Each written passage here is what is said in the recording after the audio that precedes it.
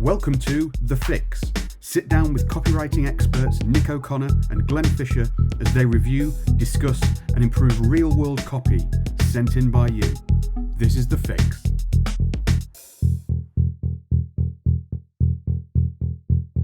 Hello and welcome to this episode of The Fix. You can see we are joined this week by a very special guest in the form of Dan Nelken. Hello, Dan. How are you? Hey, how are you guys? I'm doing well, thanks. Good. You are joining us from Vancouver. Yes. Discussing is slightly rainy a place. At times, yes. It's beautiful now. Yeah. It'll be beautiful until November, so you can come visit until then. Well, people take note. That's in spite of what Nick will tell you. Yeah. Yes, we were just. I gave my opinion on Vancouver off camera beforehand. Which Glenn, thanks for you.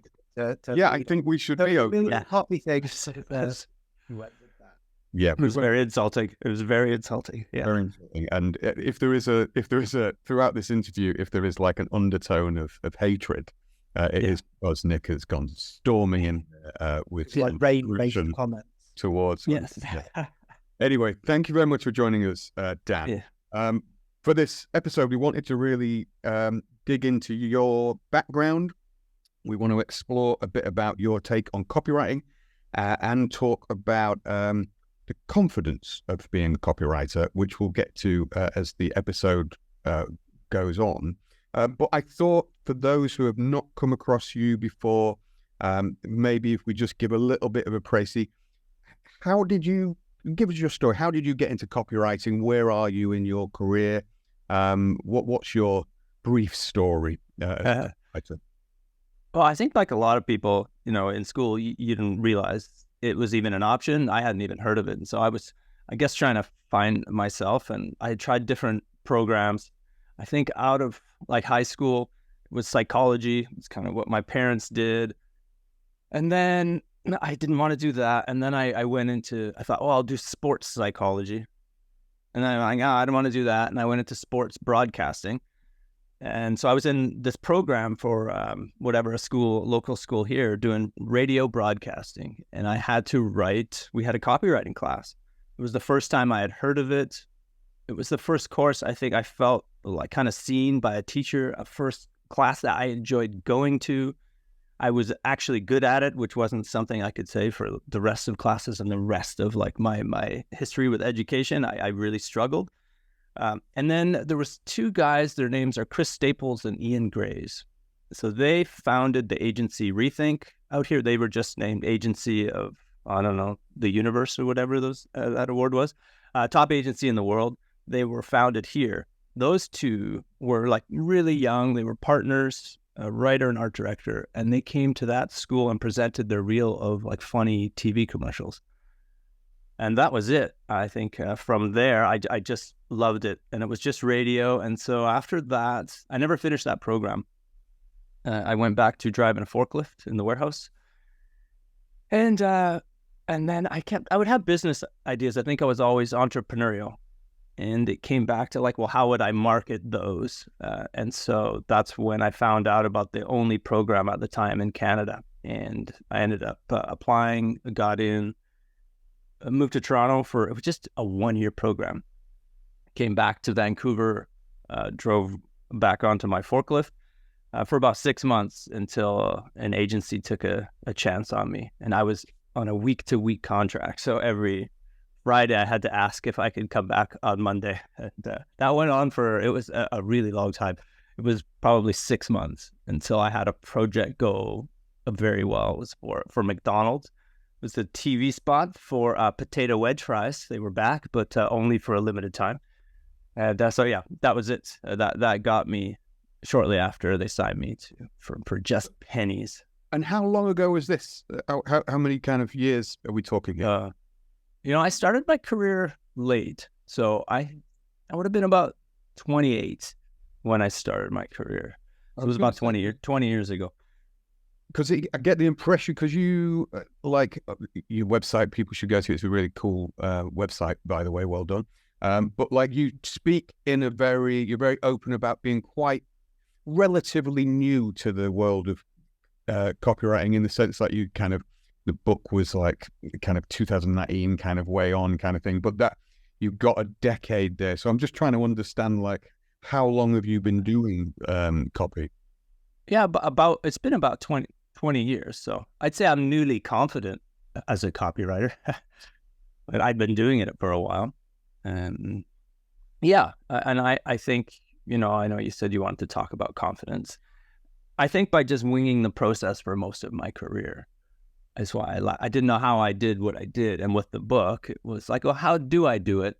And broke it down. I was like, oh, that's really helpful. And so now I kind of, So you once you'd kind of discovered this world and you were in that kind of agency world, were you working full time in a creative agency, working with like art directors and stuff like that? Yeah. Well, funny, when I was first hired, I had no partner, and I just sat by myself in a decent sized cubicle, and they would give me, the small briefs, the little projects that nobody really wanted, but they were a big agency, and there was a creative team beside me, and the art director just threw me this brief, and I knew I was good, and I worked really hard. And he gave me this brief for the McDonald's wedge fries, and he was like, we're working on it. If you want to throw some ideas into the mix, go ahead. And I had my sketchbook, which I always used to work with a sketchbook. I don't do it enough now. And it was like 2 days. I think I filled an entire sketchbook, and I'd circled out all the ideas I liked. And this art director was like, oh, these are great, and took out a bunch. And when our creative director came, he put them all up on the wall. We had all of our work on the wall. And the creative director, I think he picked 8 things he liked. And so this was a campaign for TV, outdoor, radio, I think maybe some print. It's 20 years ago, so I don't think social was part of it. I think 6 of the 8 had come from my sketchbook. And so that was, I think that's where it started for me. And actually after that project, he still didn't know what to do with me, because every, Friday we'd have this conversation. And he asked them what they thought of me, or how was it working with Dan. And the art director didn't say anything, because he was going to allow the copywriter to say something. And this person didn't say anything. And so I think he knew what was at stake, was I was going back to the forklift. And he told me later, it was about 6 months later, that he went back and said, I'd love to work with Dan. He was great. And he didn't say, the campaign idea was his, but that essentially got me the job. And so then I was signed on. I was just going to say, I found it interesting when you mentioned about the sketchbook and stuff, and kind of sketching out ideas for copy. Like, how do you don't do that as much as you'd like now? What is your kind of creative process for that kind of, like, when you're sitting there brainstorming, when you've got that brief, what is that process for you? Where does your thoughts go first? What are you looking for? Are you looking for an idea? Are you looking for a headline? What's your process there? Well, I think what happens when you're working on big campaigns, I think how I always used to start, and the temptation is still to start this way, on smaller ideas. Like, you want to get something going, and I think that's still okay. But often what ends up happening is you have all of these small ideas that are kind of unrelated. But a big campaign comes from one big idea. And I think I used to focus too much on really small things. And then you'd try and find connections between them, and you'd have a campaign that wasn't very tight. So becoming more aware of that, it's thinking more big picture. It's actually, you're thinking more in insights, taking that brief and trying to find an insight you can build around. So I would say the focus now is finding 20, 30 ways in that aren't super creative. They're just on the surface. The Wi-Fi is fast. Okay, it's really fast. I can come up with ideas. That could be one area. It's not slow is another area, and would lead to different ideas. And so I come up with these higher level, bigger picture ways in. And I think it's the same, when you look at like writing a website. And I don't write a lot of like straight copy. It's more conceptual things. But like from sending an email, we all know it should be about one thing. And what is that one theme? And I think a lot of us get stuck. We focus too much on the small ideas. But once you have that insight or that big idea, then the ideas just start to like almost write themselves, or the copy starts to write itself when you have that. So I'm not great with it. I know that's what I'm supposed to do. I don't always do it. I still I think the difference between when I started and now, I'll still wing the process, but when I get stuck and start to doubt myself and feel sad, I have, 50, 60, 70 like tools that I can draw on, or I'm aware of my process and can say, oh, this is what I'm doing and this is what I should be doing. That I never had before. So my process is, I would think I just pull myself back and bigger picture. So I'm interested in that idea when we do like got this confidence thing, and it's something you speak to quite a lot. But when I think you all as a copywriter, certainly my experience, I think it's similar for Nick, and it sounds similar for you. You're going along and you have your kind of go-to. This is how I do things. Like all of we say this and we say that, I think. But when you sat there at your desk, you kind of do this thing and you go that way. But then as what you're speaking, or as I understand it there, when you get a little bit stuck now and again, you'll be like, oh, well, actually, I can do that. But trusting yourself and having that confidence. When did that start? Like, do you have a moment like you can remember where it goes, I know what I'm doing here. What was that moment for you? Or maybe you've not had a moment like that. You're still wondering, but like those little kind of plays where you go, oh, actually, yeah, I should trust myself because that got me where I needed to be. I don't know that there was a moment. And honestly, I feel like if there was, it would have been fairly recently. It was when I published the book in December 2020.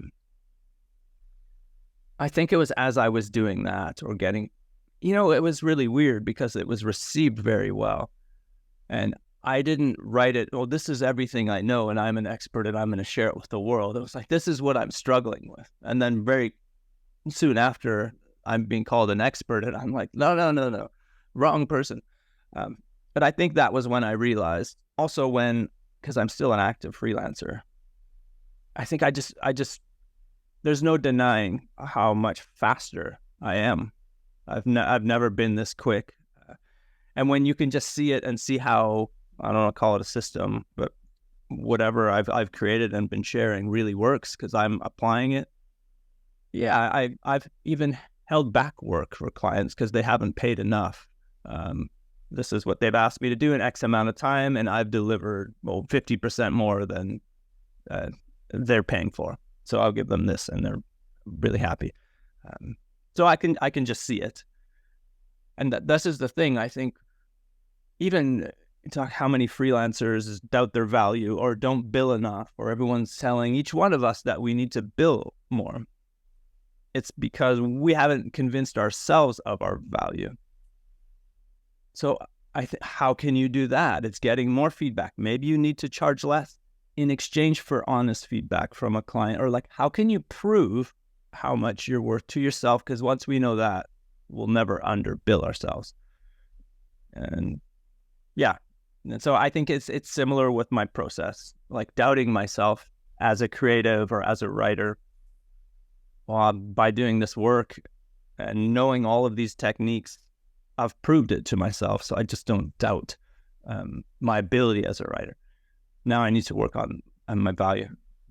It's an interesting word, doubt. It's come up in sort of 2 or 3 of your answers in different contexts. And I was finding it really interesting because I think I have a similar, I don't know, how would I describe it? People who've been writing for a long time, serious writers who've been inside the industry, whatever the industry might be, there's obviously different forms of copywriting. We all know that self-doubt is a thing and that coping with it, whether it's creative doubts, I think we all have that feeling when you've got a blank piece of paper and you will come up with the idea because you sort of historically always have. Yeah. There's still that moment where you think, what if this time I can't? And that's how we feel. And you contrast that to, there's a lot of people out there, the sort of people who've been copywriters they've usually been copywriting for sort of 15 to 20 minutes, but they've decided they're an expert in it and they've got a LinkedIn page and a website. Oh, yeah. Course to sell you. Those people display no doubt. They think it's easy and that if you just do X and Y, this is the outcome you get. I guess, you were in the trenches for 20 years or 15 years or whatever it was before you decided to start sharing your system's the wrong word, isn't it? But your knowledge, share what you have to share. Let's not label it. What was it that made you take that leap from just doing to teaching, or doing to share? Because that's a big jump, and we've all made that jump in our careers, and we all did it quite late, which I think is important. But what was it that spurred you to do it? Yeah, I guess a couple things. I think number one, I would just say frustration with I think, so this is, and which it combines with number two. I said earlier, when I got into this, it's because I had like business ideas or entrepreneurial ideas. I think we're all creative. We choose this. But I'll speak for myself anyway. I'm not passionate about advertising. I'm passionate about being creative and making things. And I was, I didn't know I'm going to be a filmmaker. I actually wasn't creative growing up, so I didn't really think of this as a career.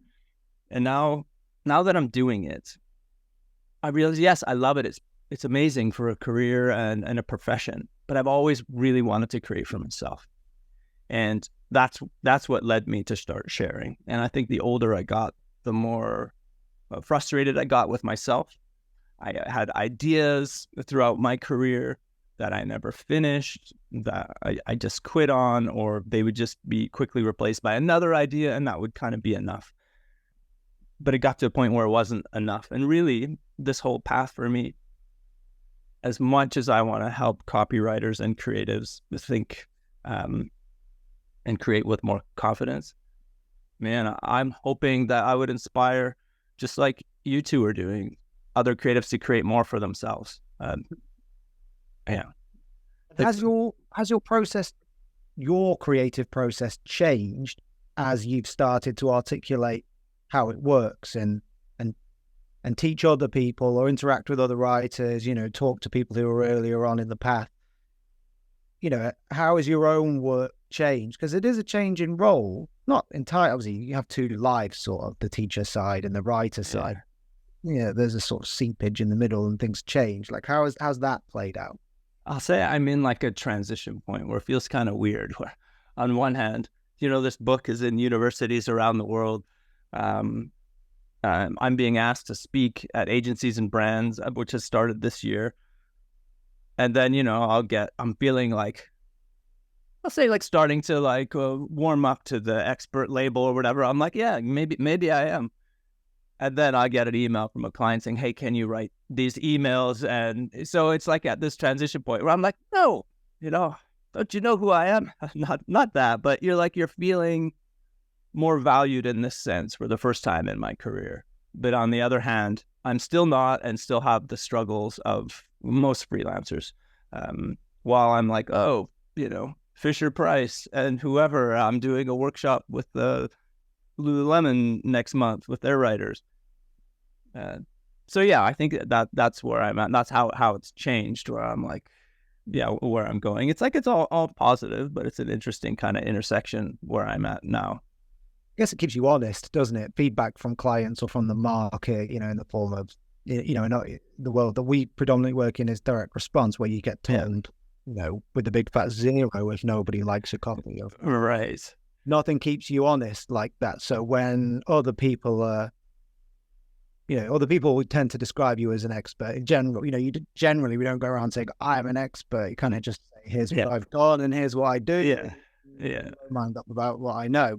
But nothing quite beats some feedback with like a big, big red line through your work. You're like, you kind of need that, because that's the essence. That's the dark essence of what we do. And if you lose that, then I think you do drift off into this world of abstractions and expertise without sort of rubber meat in the road. Yeah, I mean, to wrap my head around it, I wrote one day, it was like, an expert is just an idiot who committed to a path or idea.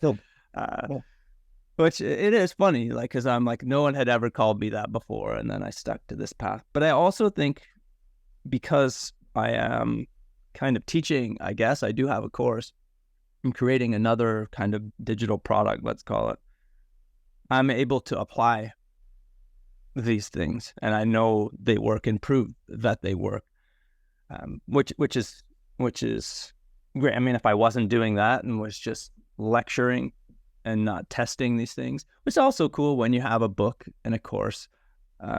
You can write ads or headlines for those products, and I can test out these things with my own products. I find it fascinating I'm not controlling the chaos of creativity a little bit, becoming more machine-like. There's like AI, which is very machine-like, and I'm feeling like the sweet spot is obviously AI is not very human, and we can knock it for other reasons too. But I think humans can become more process-driven, and structure is what would help a lot of us. Like it's, yeah. I was really interested by what you said about like one of the motivations and reasons why when you make that like slight change to just being a copywriter who does advertising work kind of thing to actually sharing your experience and your knowledge and stuff as we all try to do. It was interesting when you say like you don't have a necessary love for advertising in itself, and I don't think I love. I was just walking down the street the other day with my partner Ruth, and she said, "Oh, what do you think of the ad?" And I said, "If I told you what I think of the ad, like I said, half the things I don't speak about ads, and we're both no Vicky Ross. I know she sits there with the boyfriend and she's like analyzing every ad and like saying, oh, that's it. If I did that, if I let my brain do that, I think I'd become a very boring man very quickly because I'd just become obsessive about it. But I don't really think about it that much. I have an opinion and what have you, but I do like the act of creating, of being a creative person, the act of creating a podcast, of creating an ad or doing all these things. And so that spoke to me when you said that. I wondered as well, on that kind of being a creative person, do you have other creative outlets in your life other than the stuff that you're doing with your copy teaching, or is that where you kind of focus it? Do you only find you've got time to do that? Because it's a lot of work to do that kind of stuff. That's it for now, between the newsletter and sharing on LinkedIn and working on the next kind of digital product. I would love to have a product or something like that of my own one day, but for now, this is all I have time for. I have two young kids, and so no. But I do think about that all the time. I'd love to write a little film, a short film, or just play. But it's funny, once you head down, I think what stops so many people from creating for themselves is they're waiting for the idea. Well, I don't know what I would do, but I realize I'm down this path. I can make an ad for anything I've done with content. You can do it. And all of the things you like and value fit into like your podcast or whatever it is you're doing. I get so much from it. There are things I'd still like to do, but I'm not feeling like I was before. Like, oh, I'm still in advertising. Because I think, the book is a self-help guide for copywriters. I think if I was a plumber, I would have written a self-help guide for plumbers. I do love creativity. I love the work, but I think I've always cared more about people. And so, I care about people who work in advertising because that's what I've done, and I want it to be helpful. And so I think that's the path I'm on, and I know it's helping people and it's helping me. Well, I think it shows in your work as well. I was reading something you did recently about the whiskey breakdown, the brand around the whiskey stuff, and what struck me, and I don't know how useful this is to anybody watching and listening, but what you'll see, because it's a bit kind of preachy, but you put a lot of work into that. You'd taking your time, you'd gone through, you'd analyzed a lot of copy, you'd really dug into it. And sorry, I've just seen out of my window. I'm sat in a hotel window, and there is a tractor being hoisted to the top of a 10-story building. It's the most real thing I've ever seen that I cannot. Oh, wow. It is taking my vision. There is a huge digger just being bending on a crane to the thing. I'll just ignore that. Take your time. No, we just have to take it in.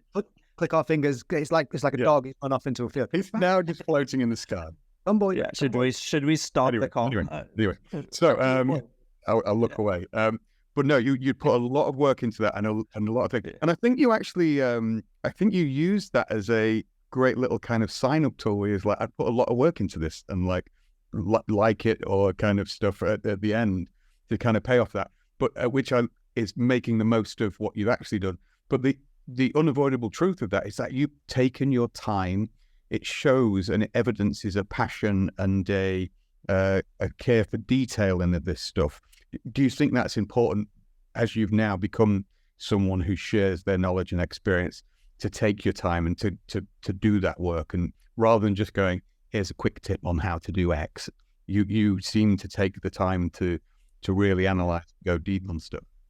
Yeah, my hope is that it leads to more quality connections. I think if I was doing, the latter, you wouldn't have asked me to be on. But it's interesting. I met with someone who was recently, however they measure these things, the number one person, I forget how they describe it, on LinkedIn. Number one. I met with him like 2 weeks ago. And he doesn't spend as much time on his posts. And he also said, oh, you only write about like copywriting and helping creatives, and you do these brand breakdowns. You need to broaden.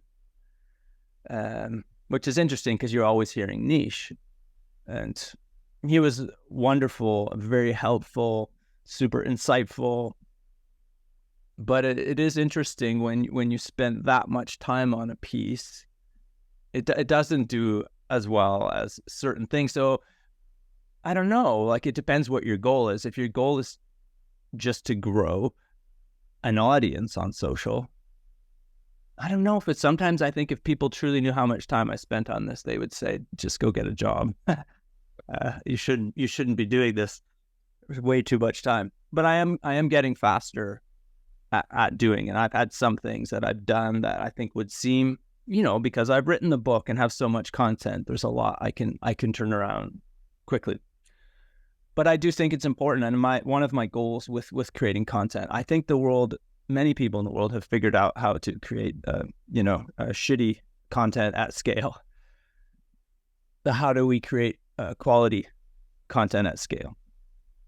I would love to figure that out. I know there's some people who have. I think Dave Harland is someone who I think does. And I'd say one thing he does, it's very much like we touched on earlier. It's kind of campaign thinking. He has recurring themes to his work. And there's like 5 or 6 things that he does. And every time something happens in the world, he'll have a post aligned with that. He has like campaigns essentially. And that allows him to, it's almost like those areas I talked about at the beginning. He has those for his content, so he can do it a lot quicker. And so I have some ideas for how I would do that as well, for whether it's breakdowns for brands and different things. I have some ideas. But I think that comes from creating too. You can speed up and get faster. It's kind of applying what I've been doing with copywriting to now. How would I do that with social? So we sort of talked about how you started not only your copywriting career, but your and the educational wing of your career, and then the social side. If we kind of flip all those topics round a little bit, there's lots of people who write to us or we encounter in our social events and stuff who are looking for advice about breaking into the industry. It's a really weird thing in the copywriting world where there seems to be, there are tons of people who want to be copywriters, and yet you speak to business owners and they cannot find enough copywriters. And it's like, this is odd. Well, actually, it's not odd once you've been in the industry, but like there are 2 huge groups, 2 huge sources of demand or whatever. They should be matched, but they're not. So what advice do you give to people who are trying to break in to the industry? And that could be kind of the career path that you've taken, or just more generally in the sort of creative advertising space. It doesn't have to be specific to your background. Yeah, I mean, I think I can only really speak to my experience and background, which was getting into an ad agency and working on like good sized brands. I think some people were like, how can I work for big brands? And unfortunately, I think for 90%, it's probably higher. It's probably 99, I don't know, have gone to an ad school and you build up a portfolio of your work. It's so hard to get in otherwise. You just have to prove your ability, and there's lots every single year of people graduating. It's so competitive. I don't think people realize, because I guess you're seeing stuff on LinkedIn. Oh, to be a copywriter, just do this, and you're making 6 figures by the end of the week. And I think people believe some version of that. Well, now I know these techniques and these 7 clickbait headlines, and then they want to work for Nike or whoever, or these top agencies, and they are 5 years away from that happening. And find people, sorry to interrupt you, do you find people, there's a trend, I think, towards people wanting to start out as a freelancer that didn't used to be a thing. Like 10 years ago, 15 years ago, you know, when I was starting in the industry, nobody was like, oh, maybe I should start as a freelancer. Yeah. Now, so I think it was the pandemic certainly accelerated it. That now people are like, what I want is to become a freelancer for a publisher, but I only have, you know, actually don't have any experience. You think, why are you then? I know. I saw someone make the analogy recently about, like, if you were going to have whatever knee surgery, would you hire someone who just wanted to be a surgeon, or would you hire someone with experience? You know, like, and I think that's it. I mean, people just think, oh, they can work remote and have this freedom. I have people all the time who want to start out as a freelancer. I don't know what advice to give them. I know, which is don't just say you can do that. And I actually think the best advice is you should embrace the hard parts of copywriting, which is the hard yards, the failure, the doubt, because those are the things that make the job worthwhile. Ultimately, we do it because it's hard, not because it's easy. The people who pretend it's easy don't really know what they're talking about, because that's spiritually, that's not what it's about. It's about the journey and the suffering. And then when you finally get something to work, it feels all the better because of it. I think the journey and the suffering and the difficulty is way harder the other way, though, because you don't know what you don't know. You're not getting jobs. So you're like, it's way harder than to, I mean, not everyone's privileged enough to go to a school, but there are so many options now where it's not like a super expensive ad school. There's so much, you have to know, you know, free content. I think the best thing I would tell them is to assume you know nothing. You know, it's not easy. And if you can have all of this, but you have to go through some stuff. You have to earn that.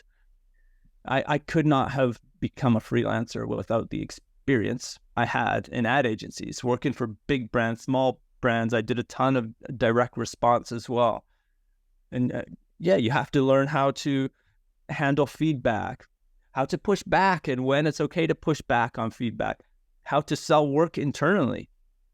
And it's like, it's so hard. You often have, 10 people giving input, and you have to take all of that, and you have this project brief, and some of this feedback and direction, it conflicts each other.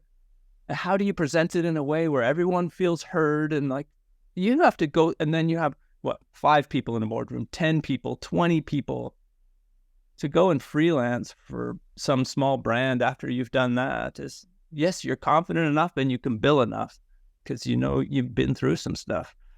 But yeah, to start as a freelancer, unfortunately, if you want to do, and I find most people do that, reach out to me. It's like truly creative work. It's not like just being popular on LinkedIn and then using that to teach people how to make carousels on LinkedIn, which people do and make more money than I do doing that. You can do that. That will probably happen a lot quicker.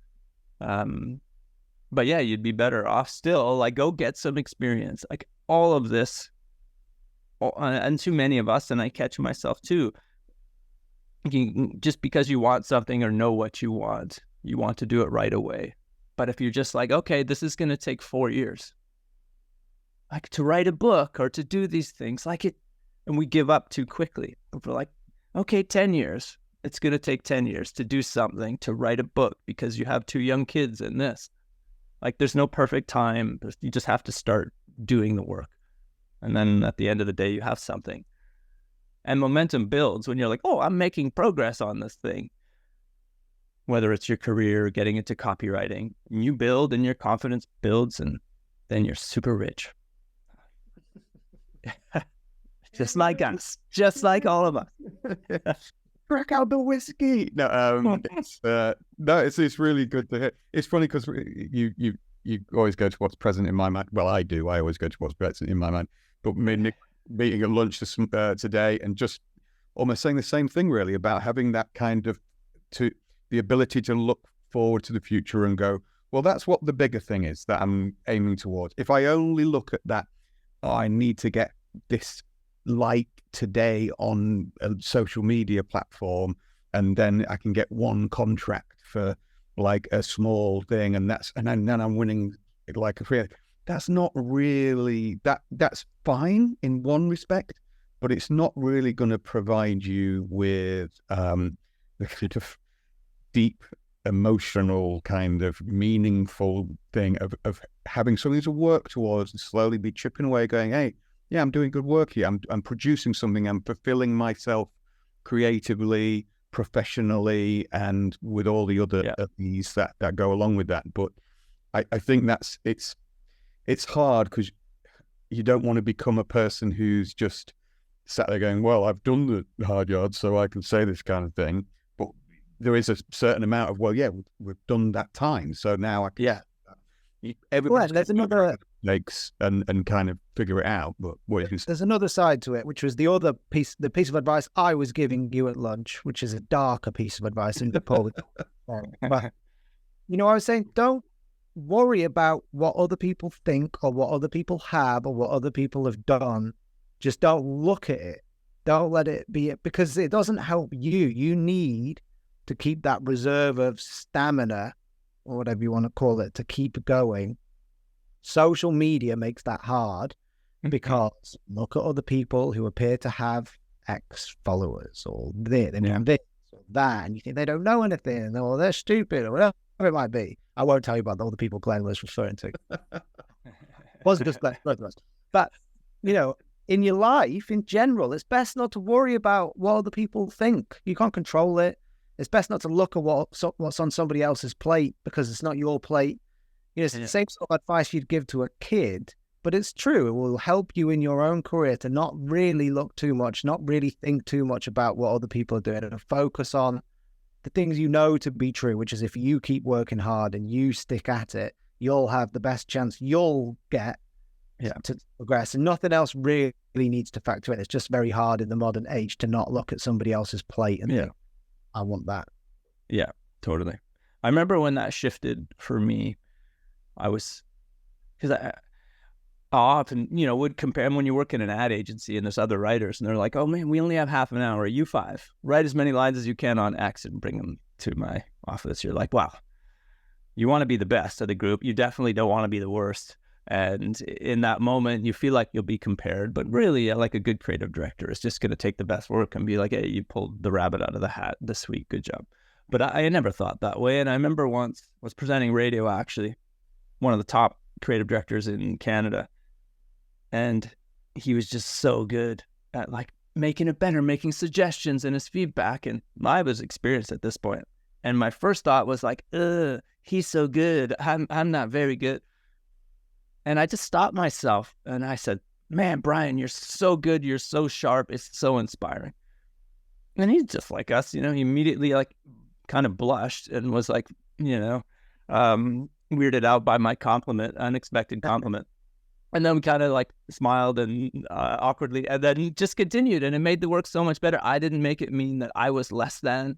I just complimented him. He felt good, and we just continued. It took the pressure out of like my head anyway, and I was relaxed. I became sharper, and it shifted. And I think too often we make things mean something about us when it can mean just, hey, they're good at this, and you are good at. We're not all good at the same things either, And you mentioned kids, like coaching my kids, whether it's soccer or baseball. Well, some kids are fast, some kids can catch, some kids have a left foot, some kids, like we're all kind of different. So it's hard. It's a hard thing to do, but it's true for sure. Yeah. Now, well, on that note, Dan, thank you very much. It's been really insightful talking to you. And I hope people have got plenty to take away. I certainly take away a lot from that. So thank you very much. People can go and find you. Where's the best place to go? The website or LinkedIn or just saying about social media being an evil thing and now telling people to go find you on there. Just come to my house. No, I think LinkedIn. I think it's probably the best place to find me, and then through there they can find the newsletter and my book or whatever. Just you don't have to follow me. Just send me a connection request, and we'll be friends there. Thanks for having me on. I really enjoyed it, and hopefully we can do this in person. Not in Vancouver though, Nick. I'll come here. I would be willing. Let it be known. Also, let it be known that I described Vancouver as rainy as Manchester, which is where I grew up. So in a way, it was a backhanded compliment. No, it wasn't. I was saying it. No, we will definitely we will make it first. We shouldn't make promises we can't keep, but we will try and do something in person one day, one way or the other. We plan to cross the Atlantic, maybe not as far as the West Coast, but definitely we're going to be closer next year than we are this year. So maybe we'll try and get something.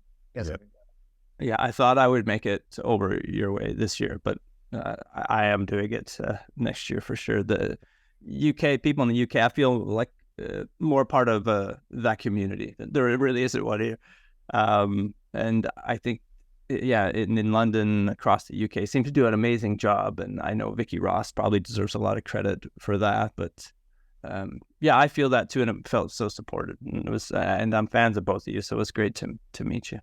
Cool. Well, thanks very much, Dan, and thank you all for watching. We'll see you again very soon. Bye-bye. If you enjoy The Fix and want to get access to even more good stuff, join the Fix Accelerator today.